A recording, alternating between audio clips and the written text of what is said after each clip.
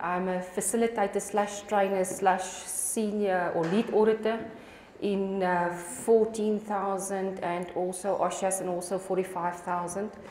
And I actually prefer to be amongst you guys, so I'm very uncomfortable up here.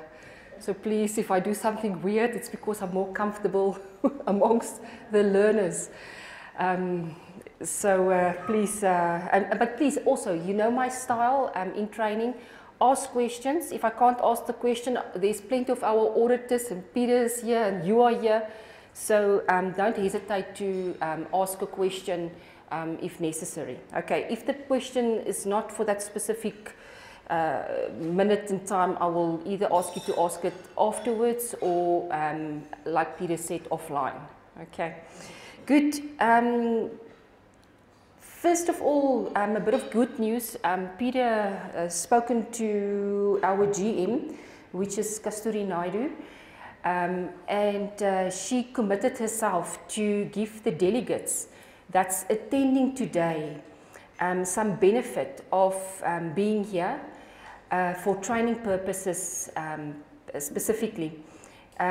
She said that for 1 to 2 people from your company attending in the same public course for ISO 45,000, you will get 5% discount.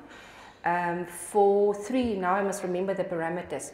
For 3 to 4 people, it's 10% discount. This means same course, same company. And then 5 to 10, I believe, the next parameter that she's given us is then 15%, and if you ask us to come and do it in-house, she's even prepared to stretch it to 20% discount. But there's a snag to it. You have to bring your invitation, or you have to have the invitation. This means Peter's invitation. You must have it with you, and then also you must have signed the attendance register that we can trace it. Okay, and she asked us, we now moving fourth industrial revolution, e-booking. So we've got our online booking system. You have to use the online booking system. It's going to ask you to, you know, ask for a quote and go through the processes. The online booking system will not allow that discount. But then if you email your booking reference to ngbookings@sabs.co.za, and you attach your Peter's email, and you, well, we will then trace you on the attendance register. Those discount can kick in, and this is now for the companies that's here, representing their companies here, and that's from the GM. So she was actually now offering this to you guys. Okay. The email address, you can see it, it's ngbookings@sabs.co.za, and then our online booking system that must be used, please kindly. Okay, is there any questions? All right. A bit of more contact detail. I always say, you know, if all fails, auditors are normally in the field, and so are we. If all fails, our SABS website, www.sabs.co.za. The online booking system is now more predominantly used by training people that wants to book for training. We still have our landlines. They're still in use, but we are more prompt going the e-route. There is a couple of emails. TCP sales is for specific quotes. You know, if you want to have quotes either for groups or individuals, or payment, or any issues that you have. Also our QMS bookings is specifically dedicated to the QMS personnel that looks after QMS. NG is energy management, environmental and occupational health and safety. And food gen is for the food in related industries, and then general is anything else like our 17025 and our 17021, and any other courses that we run at the Bureau of Standards. So you can check the website, and please, if there's any glitches, you've got now the email addresses, you can direct it to the GM. Kasturi Naidu, which is the overseer also of that particular value adding to our clients. Then also standards, people please, the standard that needs to be bought and in your possession, we have a web store, so you can, from the web store, the www.sabs.co.za, you can go to the web store and buy your documents electronically. Alternatively, if you still want to liaise with a person, I've actually tested this one number yesterday, 6666 still works. And then information at sabs.co.za, that's just for generic, but they will probably then send you to the right individual. Right, is there any questions? Pieter, dis jou beurt om te hardloop.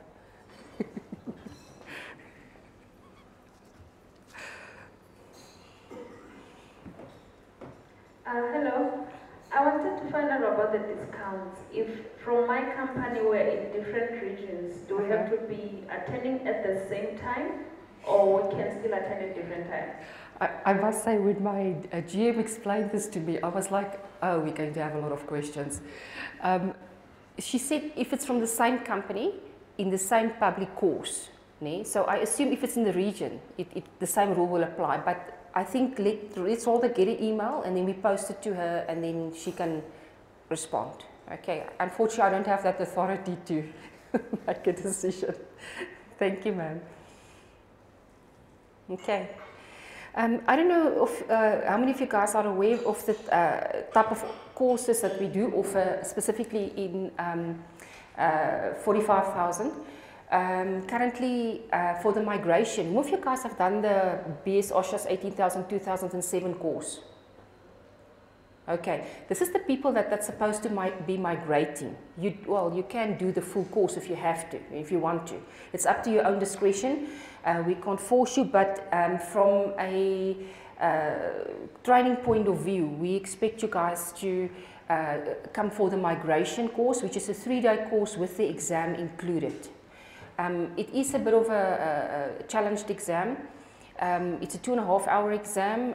It's specifically designed as such to also fulfill the SATCA requirements. So for those of the auditors amongst us that in future might want to become a professional auditor, through SATCA, we ensure that that particular standard is being maintained. So it comes with the exam. All our internal, well not all, but 80% of our internal auditors have already has already done the migration training, and I see a lot of familiar faces in the audience that has already done the migration training. So that's alive and kicking. And then if you have other needs for a day or a half day or a day and a half or 2 days or even 3 days, specifically for leadership, top management, awareness, shop floor level, anybody else that you can think of, we can discuss it with you. The ones where we are fairly confined is the Model 1, which is the 4-day with the 5th day. It's actually 5 days. 5 days of training on the standard. Public courses, also in-house courses, and it is also with the exam. And then also the Module 2 is a 5-day, it's the auditing/lead auditing course. Also with the exam, and currently SATCA, it's a SATCA requirement, we need to do, auditors need to do the Model 1, Model 2, or Model 2 specifically as well, but you can't do it without the Model 1, to be able to register as a SATCA auditor. Okay, so, and then again it's your champions, your participants, your auditors, your implementers, your custodians, your champions that normally comes for the longer courses. The people that really is there in the spotlight, that they need to know their story quite well. I find that what I see in our courses is that the fact that it's public, there's also a lot of participation from the different companies. So that transfer of knowledge and that benchmarking and that peer, I don't want to say peer review because it's not a review, but you liaise with your peers. We find that we get good comments on that. So the fact that you have an opportunity to lies with other people, not only from your own company, but from other companies as well. So we find good comments on that. Okay, is there any questions on this slide? Good. I've briefly mentioned SATCA, and I think somebody approached me this morning already to wanted to know about SATCA a little bit. Luckily, we did include the slide. SATCA, in essence, used to be an association. They was elevated to an authority in 2010 by DTI, which was quite a big issue at that stage for SATCA. It's like an institute, your engineering institutes, and that you can belong to a professional body. If you would want to see whether it fits your need, or you might want to consider that as well, you're welcome to visit www.satca.co.za. You will find there the auditor requirements specifically for quality, environment, food, 45,000 OSHAs I think is still there. Then also your auditor registration information and processes on the website, and then also certain documents needs to be evident, that needs to be submitted with your CV and your credentials and so forth, but they specify quite well what needs to be submitted. For instance, you have to have your audit logs, which is SF26, your CPD evidence, which is then SF27, and I'm quite sure that today might count for a bit of CPDs, because I've got categories of CPDs similar to the Health Professional Council. And then your auditee feedback form, SF72, and then your code of conduct. Okay, code of conduct, amongst others, just to give you a bit of an indication what auditors needs to go through to be able to SATCA registered.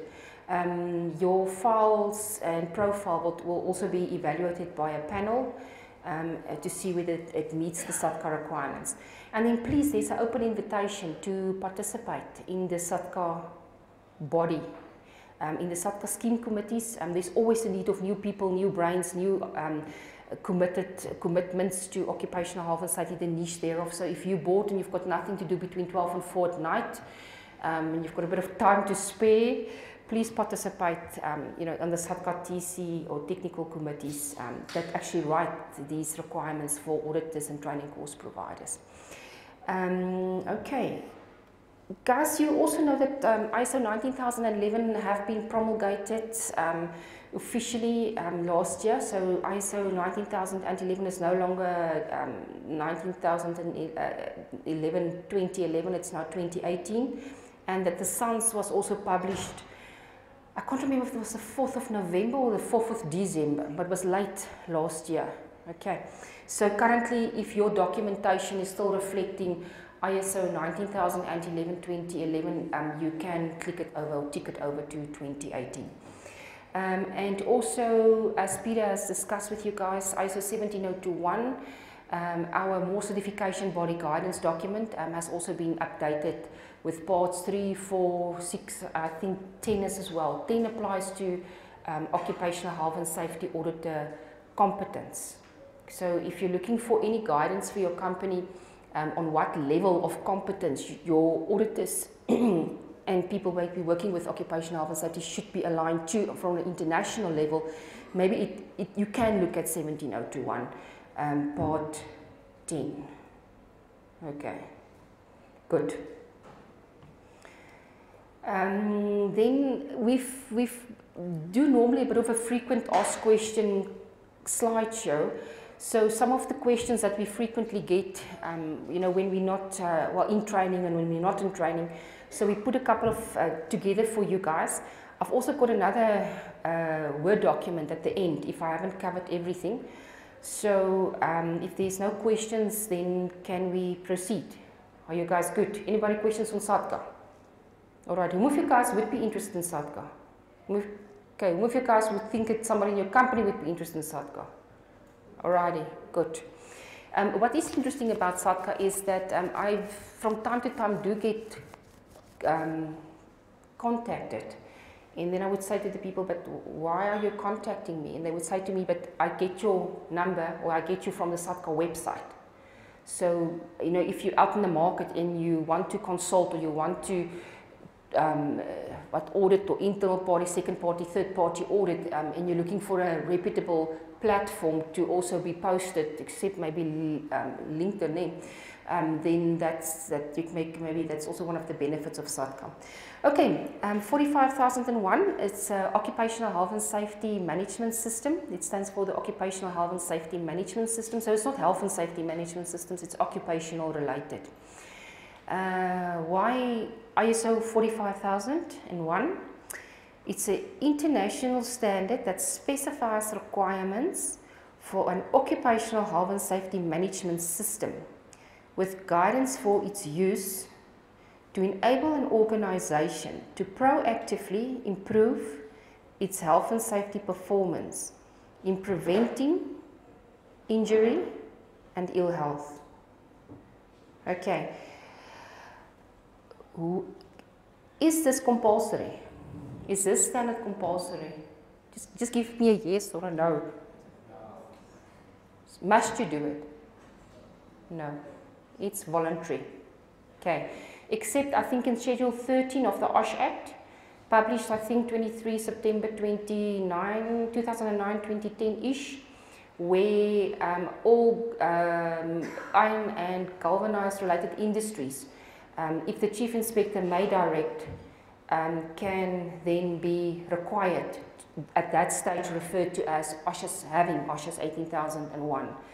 They need to amend or update the Act. They amend the Act specifically to probably also then refer to ISO 45000 if they're going to continue that. So just be aware that there is in the OSHA that there is a reference to the OSHA's if the Chief Inspector may direct, and it will probably then be amended so that it reflects 45,000.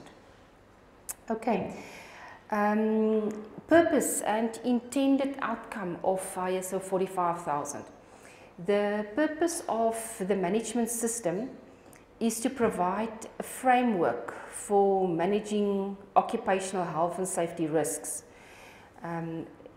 Specifically, framework, they've in essence re-looked at the, I think the cry out that they got from custodians and champions of specifically management systems where there was a overlapping and also the numbering didn't really tie up amongst the standards.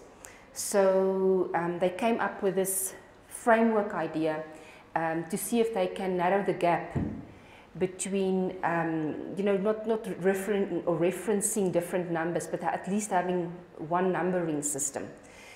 So that was one of the key decisions that from a documented point of view, from a management system point of view, why 45,000 also had to be aligned to what the trend, 9,000 the trend was setting, and 14,000, and then 45,000, 50,000 was published last year. The other management systems also have then to go through the same process.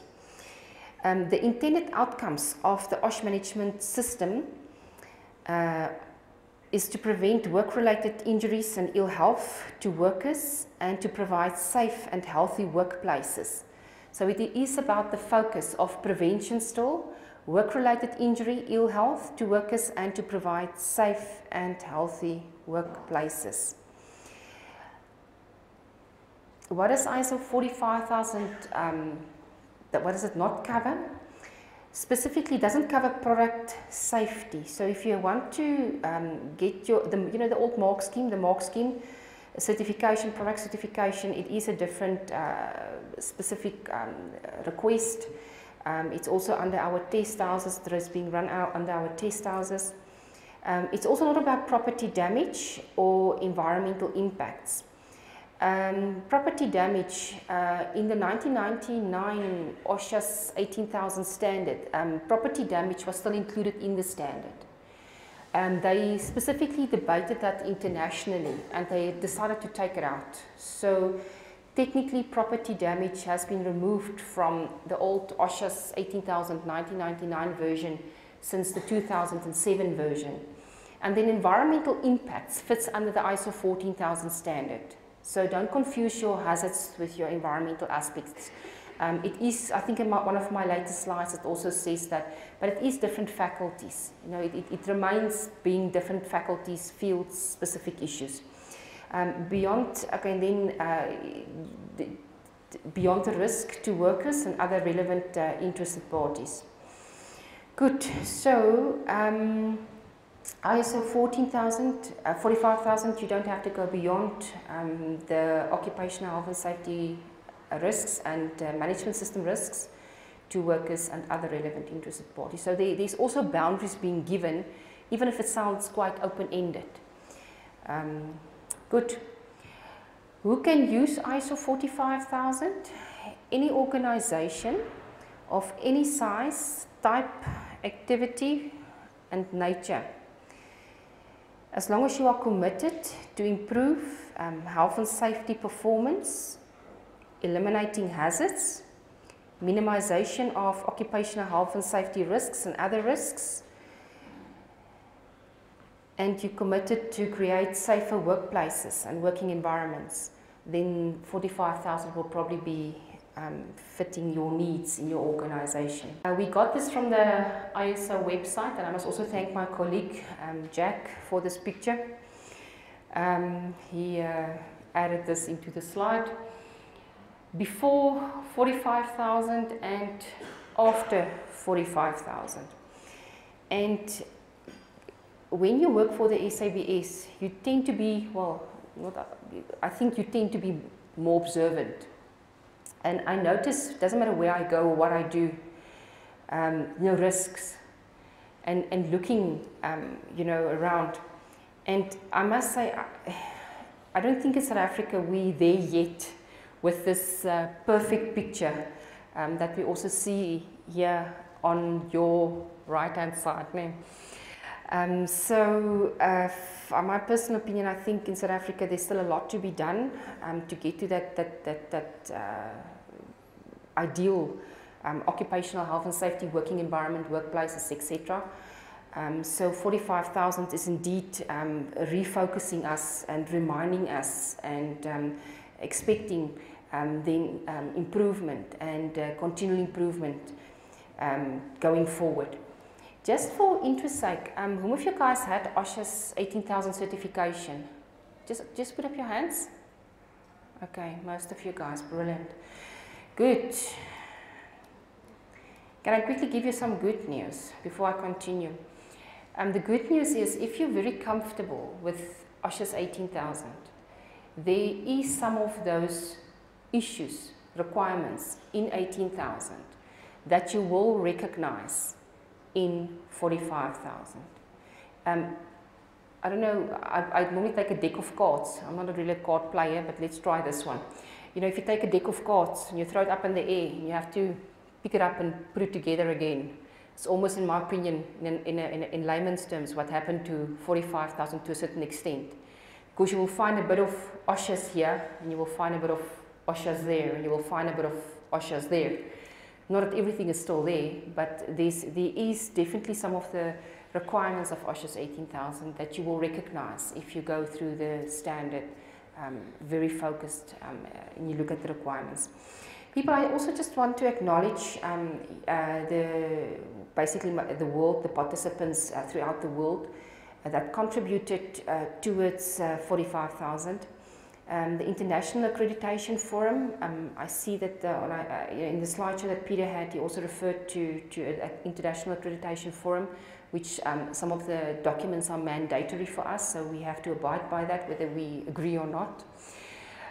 International Organization for Standardization, Sean McCurtain, where's Peter? Is Sean a director or a CEO? Director. We had him here on Monday. He was one of our speakers to all our auditors when we had the auditor collaboration this week. And he really, to me, it was quite a value-added session. I actually was reminded and refreshed and also learned some new facts. So also thank you to ISO standards body, which we are a custodian of. This is why we can publish and print and right standards. We are aligned to their requirements, so this means we also have to fit within certain parameters. We can't do what we want. We need to also ensure that we sit and stick to certain expectations from also our leading organizations that we are associated with. The British Standards Institution, and I purely thank them because he's a specific person, Charles Corrie. I don't know whether you guys know him, ever heard about him, but I think he is actually Mr. OSHA's 18,000 in one. He specifically did a lot of work and he was really quite, and he's phasing out at this stage. So thank you to that particular inputs as well. Then TC283, whom of you guys is participating in the National TC283 Committee in South Africa? Please guys, if you're bored, you've got nothing to do, please participate in our technical committees. TC stands for Technical Committees. The SABS was, well, we had a National Mirror Committee which formed part of the drafting processes of 45,000. So this means you guys can also participate. You know, once see these standards and you think it's dictated to you, it's actually not. If you're on those technical committees and you participate, you can actually make a difference. If you can convince the voters that whatever you write into that standard is worthwhile writing it into the standard and balloting it and voting on it, then your requirement can be then practiced throughout the world. So those of you guys that's into issues like this, you like to contribute to technical standards and so forth, there is a national committee, TC283, that mirrors into TC283 International, and we were definitely one of the main participating bodies internationally. And I don't know whether you guys know this, but SABS was one of the 7 founder members of ISO. Did you guys know that? Yeah, so SABS are actually quite regarded because of the founder member issue, that we are definitely one of the participating members in these particular technical committees, but we need the industries to be represented. So you guys need to participate and add value where you can. Okay. Yes. Is there a question? Good. A request. Yes. My name is Yvonne Glovo. I also work for the SABS.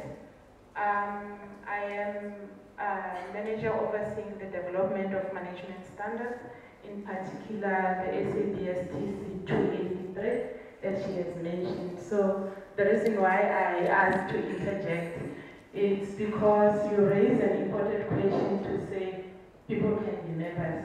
So if there's anyone interested to be part of the SABS TC 283 and Occupational Health and Safety, please kindly see me. In fact, it is the only reason why I'm here. Thank you. Oh, I'm so glad. Thank you. You know, when we were pondering about what to say and what not to say, not to bore the audience, I'm so glad that we've got the opportunity to represent. Guys, please, thank you very much for being here. And thank you for the great work that you guys are doing. I know it's a lot of patience and endurance and perseverance and persistence that's needed. So thank you very much, ma'am. Good. ISO is based in Geneva, Switzerland. According to Sean McCurtain's quote from Monday, there's currently 162 members from national standards bodies throughout the world. The technical committees currently is 240 throughout the world and 22,000 plus published ISO standards so far. Now, why would this be important? Just to show you that when a SABS auditor or a representative from the SABS come to you and say, but the standard says, it's not that auditor that's actually saying it to you. It's actually the world saying it to you. And I think we sometimes forget that. You know, when we see the auditors are coming in and they say, yeah, but the standard requirement says, and you go, yeah, right. It's not the auditor. He's just the messenger. It's the it's the world that through ballots and debates and discussions and redebates and revalidation and re-verification and ballots and then voting decided, but this is what we're going to accept for now in a standard. So that requirement is what the world is actually saying to you. Just keep it in mind. Sometimes I think one forget, but it's a worldwide agreement that this specific sentence or requirement or statement needs to be then evident in your organization. All ISO standards published under ISO must obtain that 75% consensus. This means in my language it's positive vote. If they don't get the 75% positive vote, they do not publish such a document as the ISO document. And this is why OSHA's was never, up until now, the ISO. It got very close at that stage, pre-1999, to 75%. It got 73%. But they couldn't move the ballots, the votes. They stuck to their votes. And luckily BSI at that stage then take custodianship of that particular standard. Okay, and this time around, all the participants has actually gone through one reballoting and then one revalidation process to ensure that this time around it's not going to be published, not being published as OSHA's 18,001/2018, but it actually did become a ISO 45001/2018 standard. And one of the biggest participants influencing this was the International Labour Organization. So this time around, the International Labour Organization stuck and gave a lot of input, and there was really quite a lot of debates before the standard got published. So those of you guys wondered, but you know, why was 14 and 9 published on the same date? Exactly the same date, matter of fact. But OSHA is slightly behind. One of the reasons was they wanted to observe what does 9 do, what does 14 do, learn from that process and don't repeat the same challenges in a negative way. You know? And the other was because of the debates going on between the participants, the stakeholders, and then the International Labour Organization, amongst others. Okay, ISO work involves all relevant stakeholders and includes experts from industry and commerce, governments, consumers, labour, academia, standards applications, and non-governmental, etc. participants. So anybody is welcome as long as you're passionate about occupational health and safety and committed to be a custodian or committed to then 45,000. The ISO Project Committee, PC number 283, was responsible for the development of ISO 45,000. This means the pre-stages of 45,000. Guys, there's actually quite a lot of stages. It can sometimes take up to 7 years. And I know those of you guys who probably did the calculation, at this time it went longer than 7 years, which is actually not the norm. In future, it will probably be between, well, it depends on how well the standard does, 3, 5 years, 7 years, but they aim for actually a 5-year review time frame. It's not cast in stone either. Then the PC 283 membership at that stage included 59 participating countries, 15 observer countries, and 17 liaison members. So it's quite representative throughout the world, making it such a strong international language that you are talking if you're actually committing yourself to ISO 45,000, because you can talk to a person in Japan or Jamaica and not speaking necessarily the language, but if you say ISO 45,000, you have a common understanding of what's expected, provided that you know the standard very well. So that's the benefit. You start talking international language in expectation of requirements of such a management system. The TC or the PC 283 initially agreed to a 3-year time frame, extended due to the International Labour Organization involvement, the British Standards Institution, ISO and stakeholder engagement requests, debates, etc. revalidation process on CD2 from July 2017 to September 2017. The next stage depended on the results of the DIS2 ballots.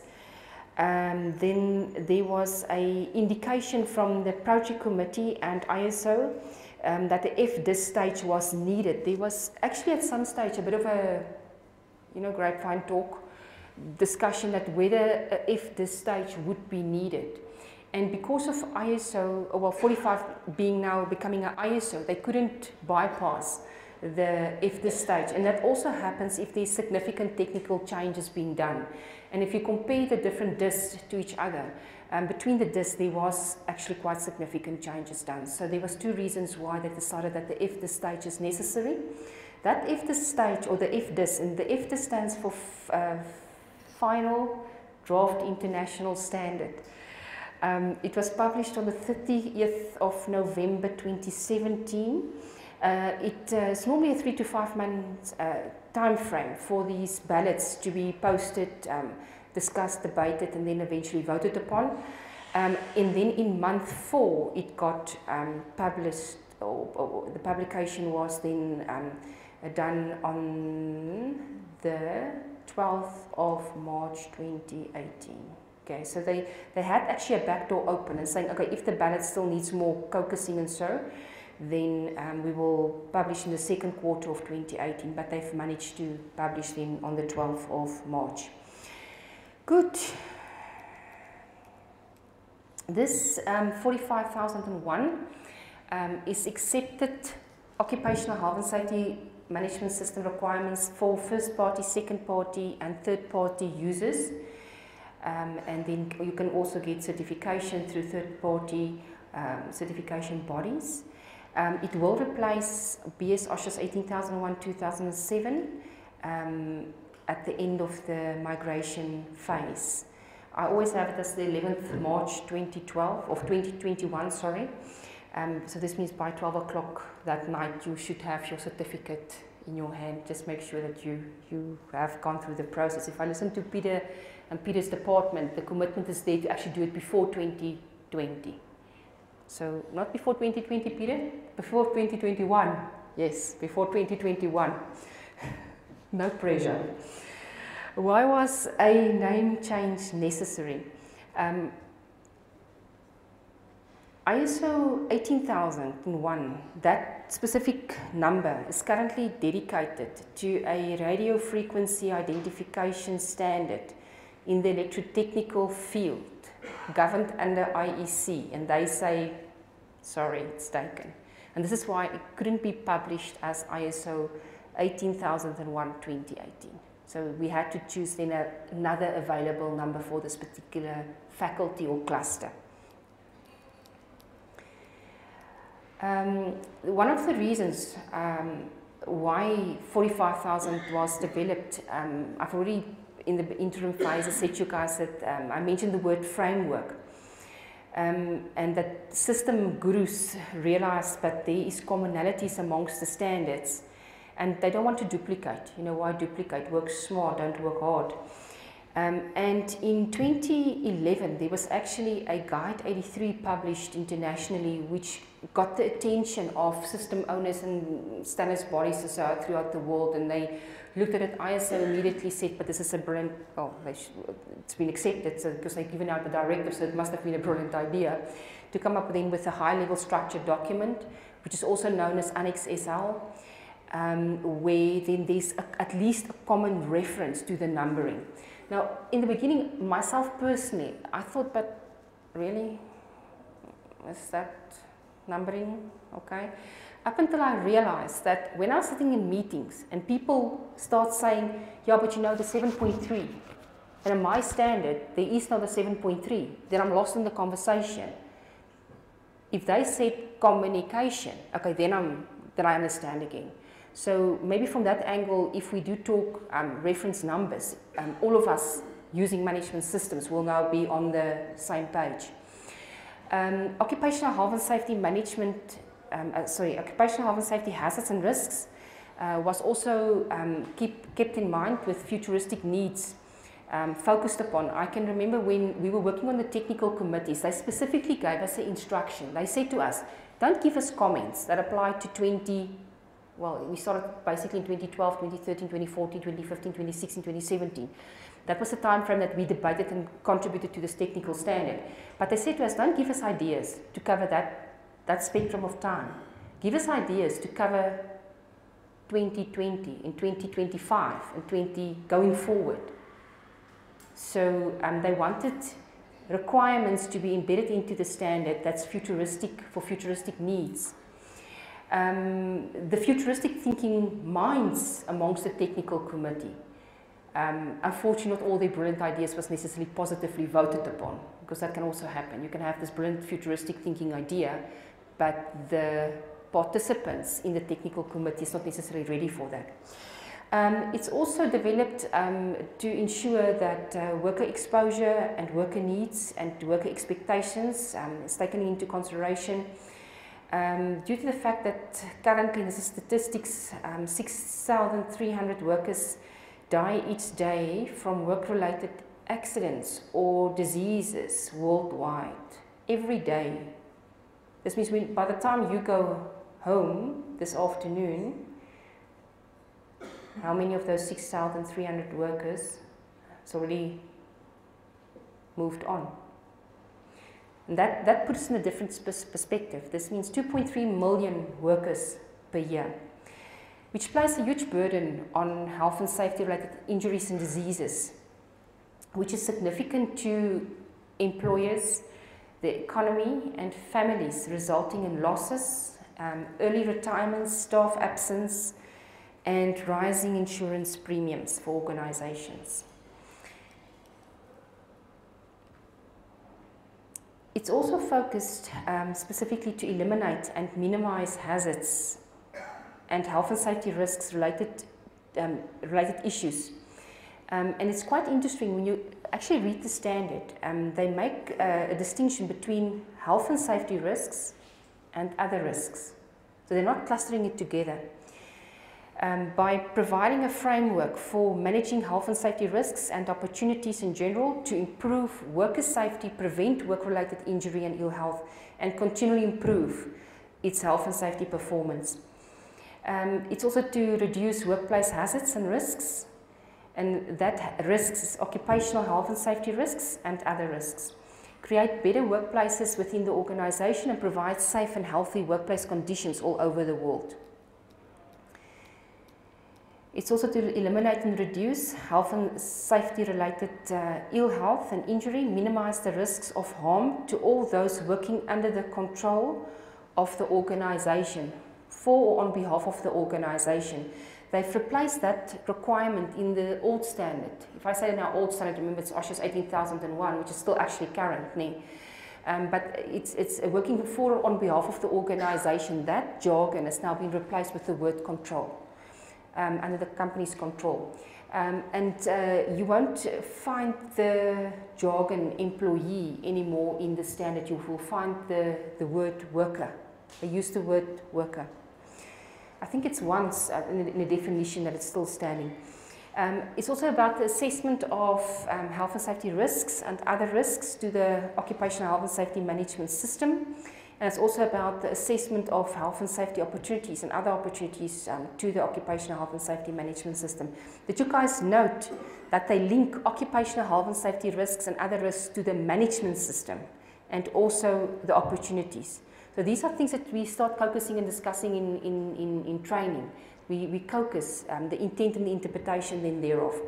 Providing a platform for continual improvement in occupational health and safety performance, and it's integratable with in an organization's overall business management systems. We see, integrated business management systems, and all kinds of references into integration. Guys, is integration compulsory? No, it's not. Okay, meaning that it's your prerogative to decide how do you want to take on this standards. If you want to. And I must remember the word. And I actually said to her, I'm going to refer her in my presentations. There was one lady in my class. I don't see her amongst you guys. And she said to me, Belinda, we're busy with the defragmentation process. And then I was lost. I said, what? Can you explain to me what's that? And she said to me, we had integrated systems. The soft and fluffy stuff, we're going to remain keeping in an integrated phase or state. So the documentation, communication, a lot of these clauses where one can integrate. But there are certain critical components that they started realizing because the way they integrated, it actually started clouding their focus. And those critical components, which then becomes risks to the organization, they're going to defragment them and start focusing on those issues again. Also a form of risk identification. Eh? Okay, so, but I must say, that's also the only one in South Africa that mentioned that to me. So that was quite interesting to me. But please take note that integration, in my opinion, it's work smart, don't work hard. But it's not compulsory. However, it does make sense if we work smart and don't work hard, don't duplicate. Nee? But as long as you don't cloud the faculties or the critical issues and keep remaining focused on those particular issues. Efficiency of health and safety management system integration with 9 and 14,000 is also now being promoted thanks to this high-level structure document or this common framework that everybody, or not everybody, all the management systems needs to fit within. Also, it's developed to adopt changing working environments, management of change and worker challenges. Management of change used to be in the OSHA's 18,000 under 446. Nee. Yes, it's now also under 8.1 in the new standard. So management of change, they say it's new, but technically it's migrated, but there is more focus given on that. Also, we have to reflect the increasingly complex modern working environments in which organizations and workers operate. And I'm always tempted to throw this in. Maybe I shouldn't. Am I still being recorded? Maybe I shouldn't. I think maybe you guys must come to my class and then I'll say it. Because they are forbid to be recorded. Technology. How does it influence your day? Who's on their cell phones? I'm not, most of you guys are. Okay, I can sort of see it from here. If it's work related, that's what I'm referring to. This means you can be in a conference trying to listen to new concepts, but your manager can get hold of you, so you're actually multi-skilling, multitasking. Whom of you guys sometimes look at whom of you guys' cell phones are linked to your work emails? Huh? Awesome. Okay. And I always use my father as an example. Maybe I shouldn't. But in my father's time, he didn't have a cell phone. If he was on vacation, he was on vacation. He could not be reached. Some of the people I spoke to says to me, Belinda, I specifically go and see where is there no 3G, 4D, 3G, 4G, Wi-Fi available, and that will be my place of vacation because I do not want to be contacted whilst I'm actually on leave as per the labour law requirements. Okay, so now I'm going to zip it. Good. Guys, complex modern working environments, involvement of all relevant interested parties. So we promote, not we, ISO 45,000 promote relevant interested parties, meaning that participation and consultation, quite a focus area. They've elevated it actually to four. Where's my auditors? Me, up to the top. So there's definitely the expectation. But if you think about it, if you're into environmental management systems, then interested parties is not something new to you. If you guys do have ISO 14001 certified or work with 14,000 or planning to work with 4, yeah, so for you guys, this is, if they say, yeah, but now it's interested parties, it's something that we are familiar with coming from 14,000 in this particular field. Provide a consistent foundation to other management systems, this is now the framework, and it can be aligned to 9, 14, 50,000, 22,000. Guys, did you pick up that when I spoke that I did say management systems? All the management systems are required to move to this framework. There's technical standards. Maybe the persons from standards can maybe later comment on this if they want. As far as I understood, it's only the management system standards that shall revert to this framework. Okay, good. Then there's alignment of health and safety. There's alignment of the benefit. Sorry, the benefit of the new standard. It's alignment of your occupational health and safety policy and objectives with the strategy of the organization. We find that in some companies it happens, if it happened in silos, that management goes in a certain direction, and the consultation and participation and occupational health and safety platforms to discuss risks and opportunities wasn't necessarily always available or there, or practice or platforms provided. So we found that if you look at the health and safety policy and objectives, it doesn't really tie up with the direction that the company is taking or what the company should be taking into consideration. So that's definitely one of the benefits, is that it's more of alignment now to the strategy of the company, but from both sides. The enhancement of leadership involvement with the OSH management system. Those of you guys who looked at the standard, for the first time now they specifically speak about leadership. It was always, the terminology that was used was top management. It's now leadership and top management are still there within the standard, but your clause 5, it's leadership and commitment. The risk-based thinking, and I think this is now an overused jargon already, but we have to get the audience used to it. Risk-based thinking, occupational health and safety is and was always a risk-based system.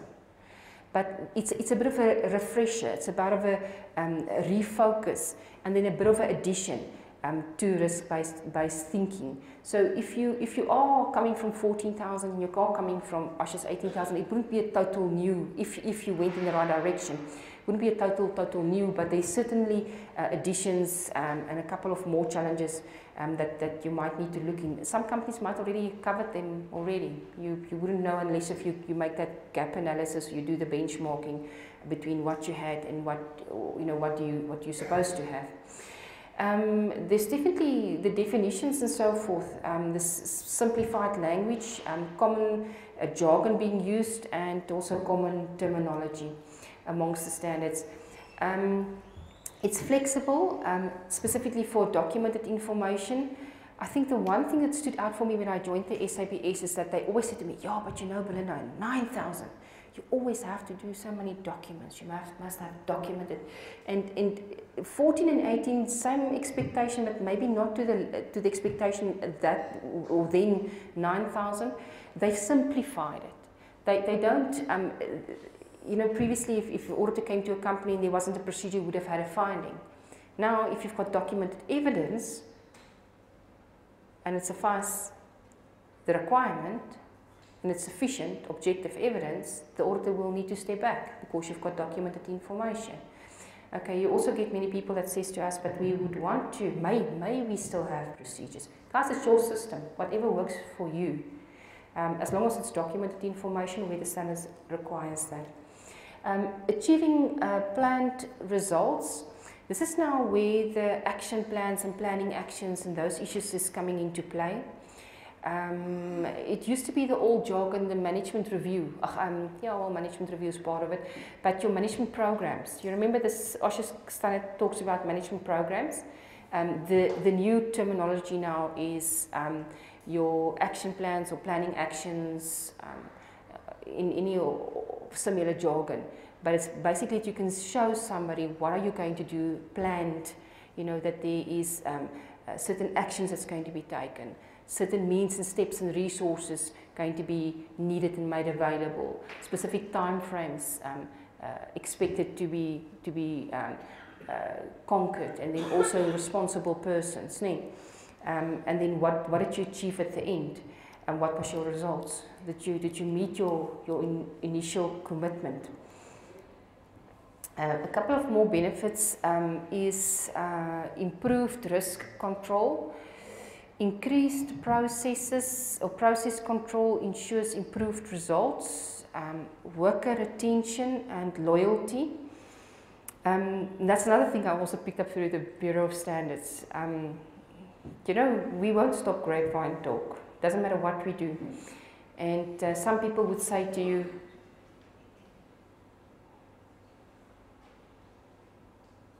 the best company to work for is, and they would mention that company's name. I know that at some point there was like a competition like that in South Africa. Who's the best? And I think they nearly promote their brand now. But there was at some stage a competition. Who's the best? Who's the most sought after company that people would want to work for? And obviously, if people want to work for a company, you attract the best.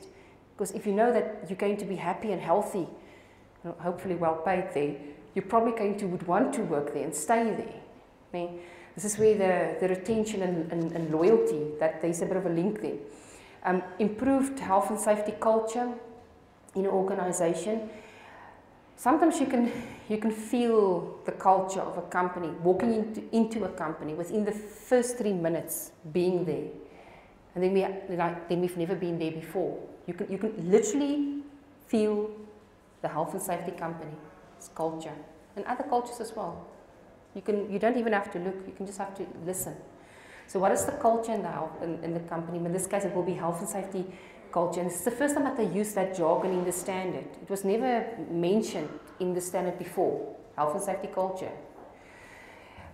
Improved organizational image and reputation. For instance, what made a big impression to me is we were auditing a company and high risk production, and we had to go through certain precautionary measures. And as much as we've explained that we, coming from the Bureau, we do this daily, you know, we have been probed and checked and challenged and police affidavits and whatever else we had to do to get onto the site. They said, sorry, this is how it works. Doesn't matter who you are, where you're coming from, you will go through the same process. So we knew that company, image, reputation, health and safety standing, commitment to it, that's it. You go through the motions of the ocean of what's required. And that's also things that people will talk about. They would say, but if you go to that company, this is their rules. It doesn't matter what you say, they don't bend the rules. Credibility across boundaries and trade. As I said, this is now facilitation of trade. ISO was actually founded because they wanted to facilitate trade.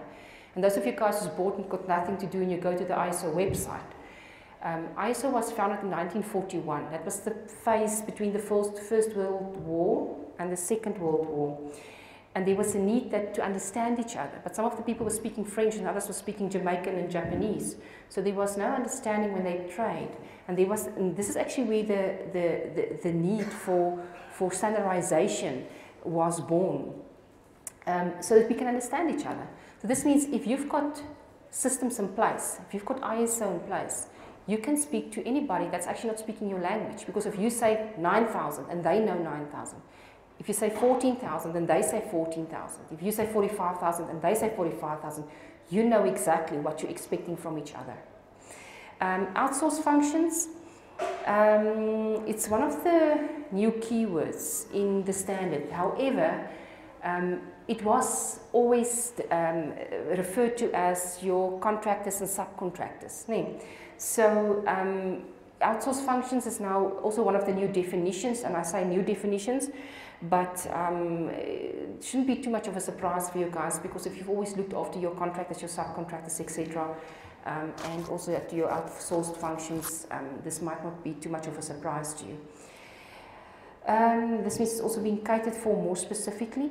And then, in essence, the new standard is now comes with the expectation of more participation and consultation and evidence of pushing your own wheelbarrow.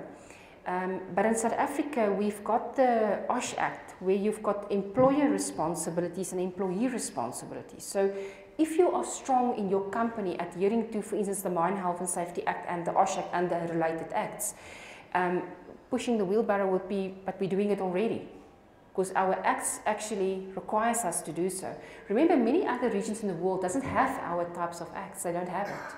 So for them, it might be a total new thing. Yet in South Africa, we already do it since many, many, many years. And that we also pick up, that sometimes we are ahead of the world, thanks to some of our legislation in this country.